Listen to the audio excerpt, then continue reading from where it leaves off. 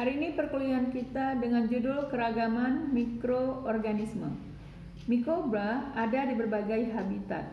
Bisa kita dapatkan di air, di darat, ataupun di udara. Pada umumnya, mikroba terbagi atas 3 kelompok. Yang pertama adalah bakteria yang terdiri dari cyanobacteria, heterotrophic bakteria.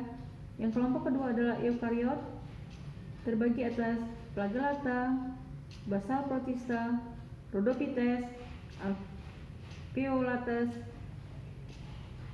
chromis, plants, animal, fungi. Dan yang ketiga adalah kelompok archaea, terdiri dari halophilus dan thermophilus. Kelompokan mikroba secara umum terbagi atas virus, bakteri, fungi, alga, dan protozoa. Dalam sistem 5 kerajaan, maka kita ketahui paling mendasar sekali itu adalah kelompok ancestral form yang terdiri dari kingdom Monera, yang terdiri dari prokariot yaitu kelompok bakteria.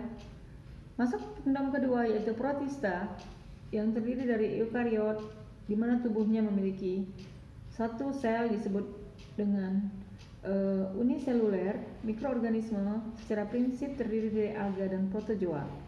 Kelompok ketiga yaitu kingdom Plantae yang biasanya bisa melakukan fotosintesis karena adanya klorofil. Lalu kelompok keempat yaitu kingdom fungi, adanya nutrien yang diambil dan diabsorpsi dari udara. Dan yang kelompok terakhir yaitu kingdom animalia, di mana nutrien diambil dengan cara ingestis. Mikroorganisme ada yang bermanfaat bagi kehidupan manusia dan lingkungan, ada yang merugikan bagi kehidupan manusia dan lingkungan. Kita masuk kelompok yang pertama yaitu bakteri. Bakteri berasal dari kata bakterion yang berarti small stick, yaitu organisme mikroskopis yang tersusun atas satu sel. Bakteri sebagai mikroorganisme memiliki kemampuan adaptasi hidup di habitat kosmopolitan. Berbagai bakteri ada yang dapat menyebabkan penyakit patogen dan ada juga yang non-patogen yang bisa menguntungkan. Morfologi bakteri biasanya ukuran bakteri antara 0,5 sampai 1 kali 2 sampai 5 milimikron atau mikronmeter. Bentuk dasar bakteri ini mempunyai 4 bentuk dasar yaitu kokus, basil, spiral, vibrio atau koma, seperti gambar yang ada di bawah ini. Struktur bakteri itu sendiri terdiri dari satu bagian badan tubuh yang memiliki granula sulfur, adanya dinding sel, terdiri dari kapsul, adanya membran plasma, adanya mesosom, vakuola minyak, volatin, sitoplasma, endospora, ribosom sebagai alat gerak dan untuk sintesa protein, dan sebagai alat gerak yaitu flagella. Dan ini memiliki juga bagian kromosom. Pada umumnya peranan bakteri adalah untuk mineralisasi dalam tanah, pencucian biji logam, peranan dalam makanan seperti dibantu dalam bentuk industri, peran bakteri dalam kesehatan sebagai probiotik. Mengenal mikroorganisme prokaryotik yang hidup di habitat ekstrim contohnya adalah Archaeobacteria, di mana pada kondisi lingkungan yang sangat panas sekali, maka kelompok bakteri ini mampu untuk hidup. Apa itu Archaeobacteria? Archaeobacteria berasal dari bahasa Latin yaitu archeos, primitif dan kuno, yang dimana memiliki karakteristik unik. Mikroorganisme ini adanya kemampuan adaptasi di lingkungan dengan ekstrim pada temperatur yang tinggi, kadar garam yang tinggi, asam yang tinggi, dan khusus seperti gas metan bisa hidup.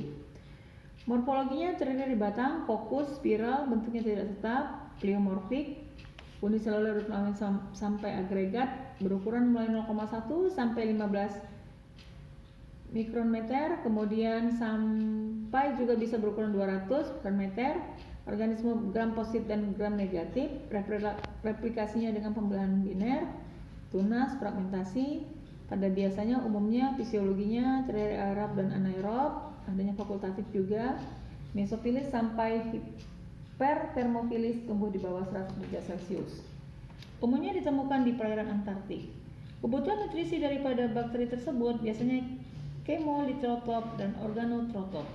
Habitatnya sering ditemukan di suhu yang bersuhu tinggi dan kondisi lingkungan ekstrim di daerah tertentu. Struktur dan organ mikroba Archaea dan bakteria bisa dibedakan, di mana sel Archaea itu masih terstruktur sangat sederhana dan biasanya hidup di tempat yang ekstrim, sementara pada kelompok bakteri lebih kompleks dan biasanya tersusun daripada selnya yaitu sitoplasma, adanya membran sel dan adanya dinding sel dengan adanya pembentukan L-gliserol dan Di bagian tubuh tertentunya adanya juga bagian pembentukan isoplenoid dan fosfat. Archaeobacteria, kelompok bakteri ini bisa dilihat berbagai macam bentuk dan umumnya bisa didapatkan dalam kehidupan sehari-hari. Ada bentuk kokus, ada bentuk basil, dan ada bentuk staphylococcus. Mycoplasma, bakteri yang tidak memiliki dinding sel, biasanya bisa dilihat pada gambar berikut ini. Manatara cyanobacteria atau disebut juga dengan alga biru, bakteri yang memiliki pigmen fotosintesis, ini banyak dan bisa ditemukan di perairan. Apabila Anda mengambil setetes air, maka Anda diletakkan di bawah mikroskop, maka kelompok bakteri seperti Navicula atau kelompok Pinularia atau jenis lainnya itu bisa dilihat di bawah mikroskop.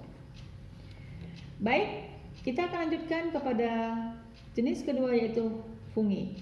Karakteristik umum daripada fungi itu biasanya bersifat eukariot, di mana mempunyai dinding sel, tidak mobile, tidak mudah bergerak, tidak berklorofil atau bersifat heterotrof, bisa memasak makanan sendiri. Tubuh fungi itu adanya talus-talus, uniseluler atau multiseluler, karena sel tubuhnya bisa satu atau disusun dari banyak sel sebagai bagian besar dari multinukleat. Reproduksinya bisa secara seksual dan aseksual, hidup saprofit dan parasit. Kelompok ketiga yaitu protozoa. Sebelum kita masuk ke protozoa, pada umumnya kelompok yang namanya jenis fungus ini terbagi atas beberapa jenis. Dan biasanya fungus ini atau kelompok jamur ini ada yang jenisnya bisa dikonsumsi seperti jamur tiram, jamur kuping, jamur kancing, ataupun jamur yang sering kita makan untuk membuat oncom dan lain sebagainya.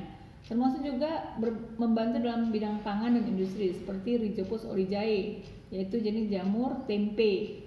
Ada juga jamur yang disebut dengan jamur penghasil kecap, ya. Itu juga Aspergillus swentii dan lain sebagainya. Kemudian kita akan masuk kelompok yang ketiga, kelompok yang protozoa. Berasal dari bahasa Yunani yaitu protozoon, artinya hewan pertama. Mikroorganisme protista ini mirip hewan. Biasanya mikroorganisme ini eukariot, bersel satu, hidup di sebagai habitat, dan biasanya jenis protozoa ini bebas jenis yang lain. Ada struktur morfologi protozoa ini yaitu mikroskopis, diameternya 1 meter dan panjang 1 sampai 10 mikron meter. Protozoa dikelompokkan berdasarkan alat pelagialnya yaitu Mastigophora flagellata. Kemudian yang kedua yaitu Sarcodina, contohnya adalah amoeba. Kemudian Ciliata, Paramecium, dan Sporozoa adalah kelompok daripada jenis nyamuk. Reproduksi protozoa dapat dilakukan secara aseksual dengan pembelahan sel, pembelahan binar, pembelahan multiple fission, bertunas, dan secara seksual dengan konjugasi. Kelompok selanjutnya itu mikroalga. Contoh mikroalga ini bisa Anda perhatikan pada gambar di bawah ini, yaitu ada mikroalga kelompok berwarna hijau, kuning, biru, dan lain sebagainya. Demikian materi perkuliahan kita pada hari ini. Nanti kita akan lanjutkan diskusi dan penugasan. Terima kasih.